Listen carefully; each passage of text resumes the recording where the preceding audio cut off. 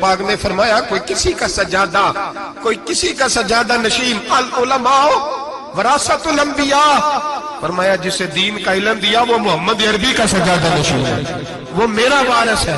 ہمیں کیا ضرورت ہے کسی کی جانب دیکھنے کی؟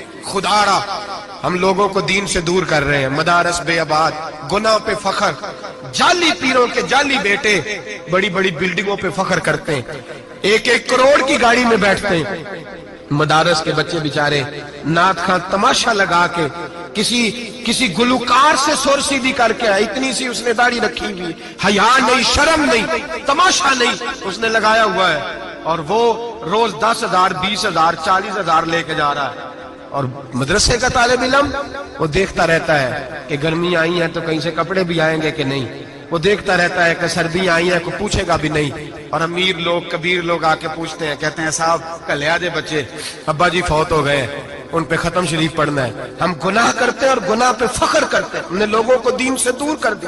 اپنے اندر تقوی پیدا کریں، اور اگر کبھی غلطی ہو جائے تو احساس پیدا کریں، گناہ پہ فخر نہ کریں۔ اتنا بڑا یہ جرم ہے دین کے علماء کی توہین کرنا، اعلانیہ ہوتا ہے، مجلسوں اور محفلوں میں ہوتا ہے، جگہ جگہ بیٹھ کے لوگ یہ غیبت کرتے ہیں، اس سے بچیں، آگے بڑھیں۔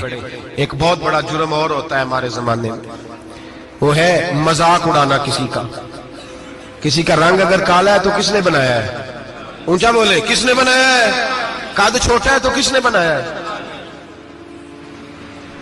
رشتہ دیکھنے آیا ہے بیٹی کا، بیٹے کا باپ ہے تو سمجھتا ہے کہ شاید میں فرعون بن گیا ہوں، رشتہ دیکھنے آیا ہے، کہتا ہے سارا کچھ ٹھیک ہے، شرافت بھی ہے، نفاست بھی ہے، بچی کا قد چھوٹا ہے، تجھے خیال نہیں آتا؟ تو اللہ سے نہیں ڈرتا؟ تو انچی ٹیپ لے کے پھر رہا ہے، تجھے احساس ہی نہیں بیٹیاں کیا ہوتی ہیں، تجھے خبر ہی نہیں بیٹی کتنے بڑے درجے کا نام ہے۔ حضرت مالک بن دینار فرماتے ہیں میں توبہ کرنے سے پہلے بہت بڑا شرابی تھا، میری 2 سال کی بیٹی تھی، میں شراب پینے لگتا تھا تو میری شراب گرا دیتی تھی، کہتی ابا میں تجھے گناہ نہیں کرنے دوں گی۔ 2 سال کی بیٹی، فرماتے میری بد نصیبی دیکھو میری بیٹی فوت ہو گئی۔ ایک رات میں خواب دیکھتا ہوں کہ دوزخ جنت کے فیصلے ہو رہے ہیں، قیامت قائم ہو گئی ہے، میرے لیے دوزخ کا حکم آ گیا، میرے پیچھے ایک بڑا سا اژدہا، بڑا سا سانپ بھاگنے لگا، فرماتے ہیں میں دوڑتا جا رہا ہوں، ایک بزرگ نظر آئے، میں نے کہا مجھے بچانا، کہنے لگے بیٹا میں کمزور ہوں، میں نہیں بچا سکتا، کہتے ہیں مجھے میرا اشارہ کیا، کہنے لگے پہاڑ کی طرف جا شاید تو بچ جائے، کہتے ہیں میں پہاڑ کی طرف جا رہا تھا تو وہاں سے بیٹی آ رہی تھی، میری بیٹی دوڑتی آئی، میری گود میں بیٹھی اور ازدے سے کہنے لگی دفع ہو جا، تو میرے ابو کو نہیں جلا سکتا، کہتے ہیں وہ 2 سال کی بیٹی کی آواز سن کے بوزدہ بھاگ گیا، میری گود میں بیٹھ خواب دیکھ رہا، میری داڑھی سے کھیلنے لگی، کہنے لگی ابا میں تجھے منع کرتی ہوں نا شراب نہ پیا کر، شراب، تو میں نے کہا بیٹے یہ کیا ہے سارا کچھ، کہا ابا جی یہ تیرے برے عمل ہے جو ازدہا بن۔ تو بزرگ کون تھے؟ کہنے لگے بیٹے ابا جی وہ آپ کا نیک عمل ہے، پر وہ کمزور بڑا تھا آپ کو بچا نہیں سکا، ابا جی بس کر دیں، اب آپ برے کام نہ کریں، آپ توبہ کر لیں، جو پچھلے گناہ ہو گئے میں اللہ کی بارگاہ میں سفارش کروں گی، رب آپ کے معاف کر دے گا۔ مالک بن دینار فرماتے ہیں میری آنکھ کھلی تو میں پکی توبہ کر گیا۔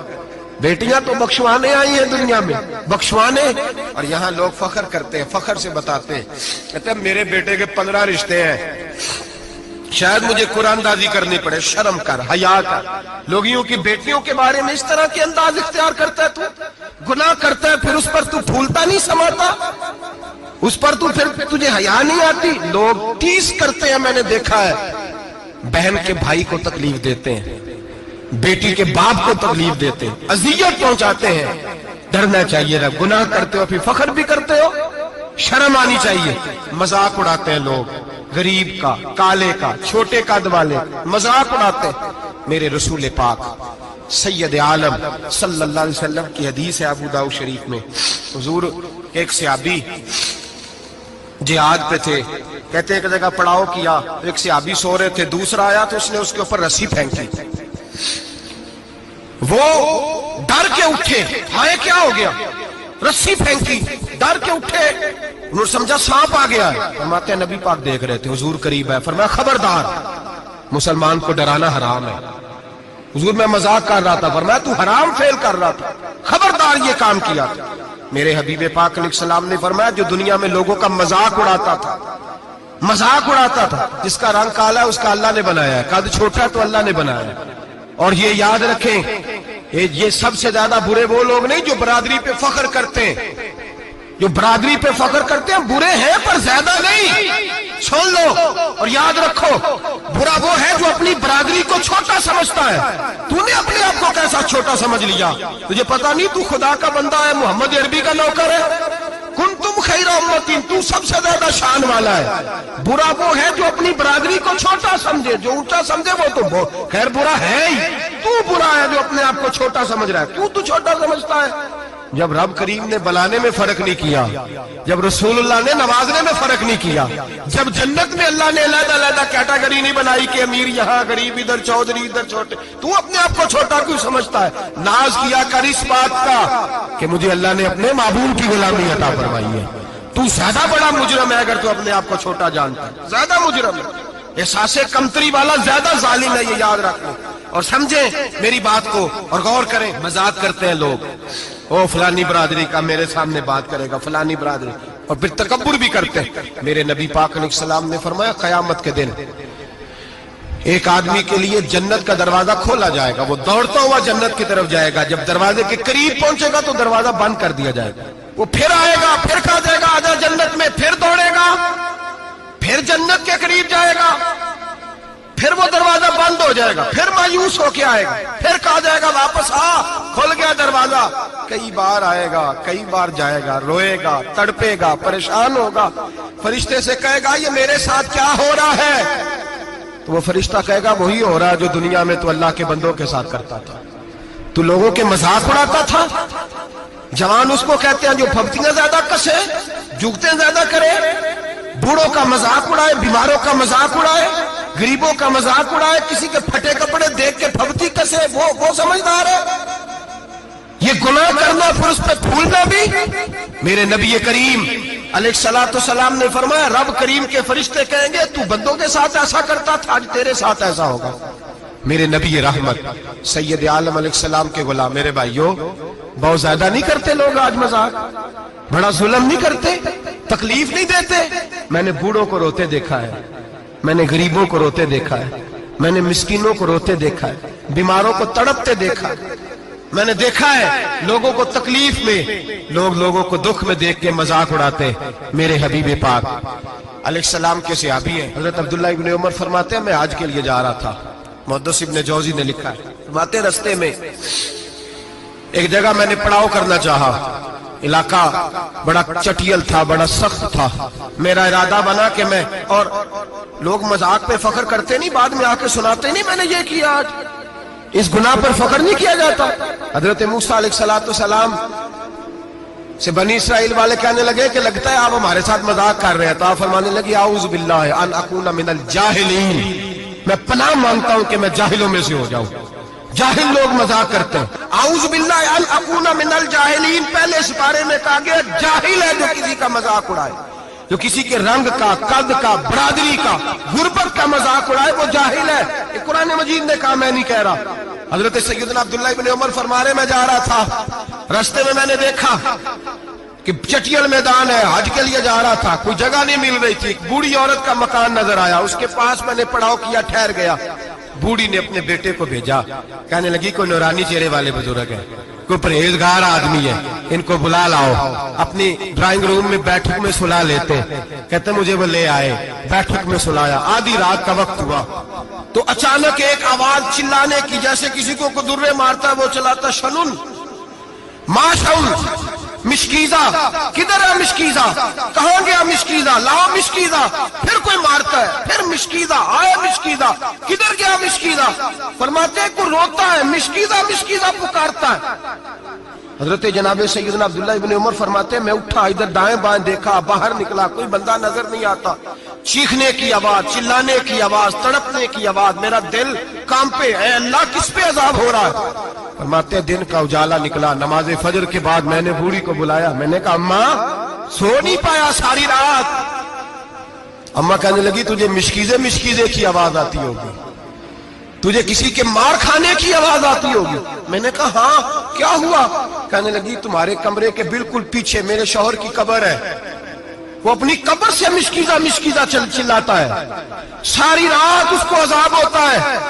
بڑی دعائیں کراتی ہوں، تو بھی دعا کر، اسی لیے بلایا ہے، اللہ اس کی مشکل آسان کر دے، قبر کا عذاب اٹھ جائے. تو میں نے کہا ماں اس کی غلطی کیا ہے؟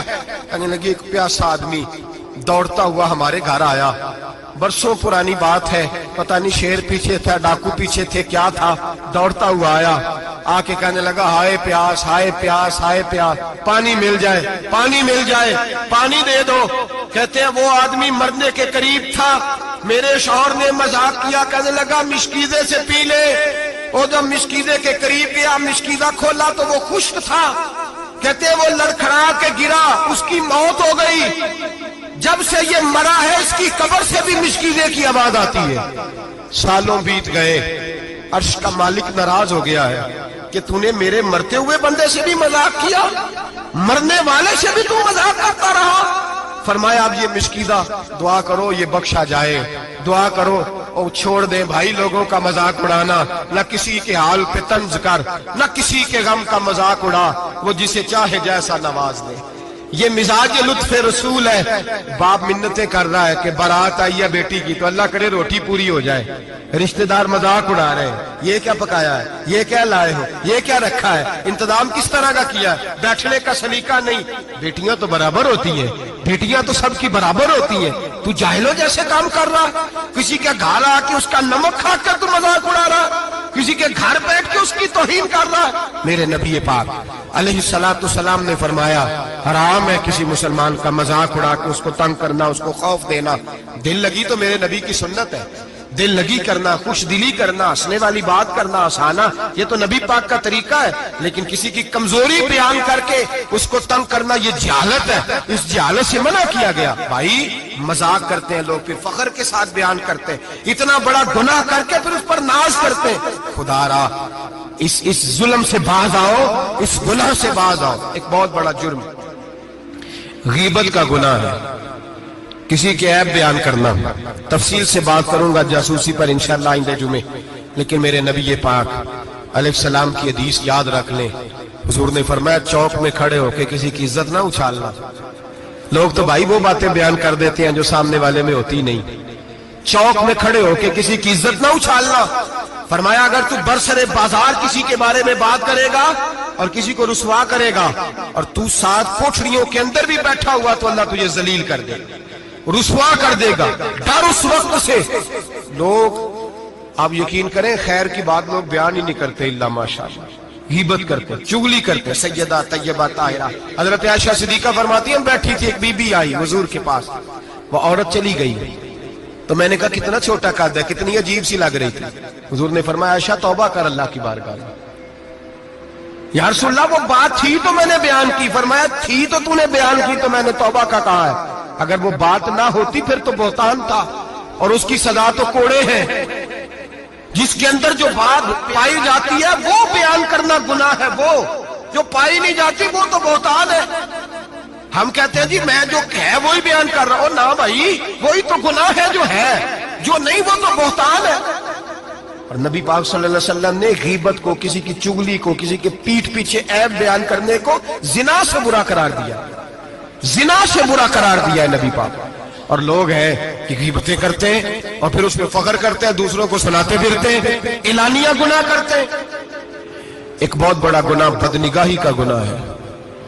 آپ کو پتہ ہے ہمارے ملک کے اندر بدکاری، زنا اور بے حیائی کی شرح کتنی بڑھتی جا رہی ہے، کس قدر بڑھتی جا رہی ہے.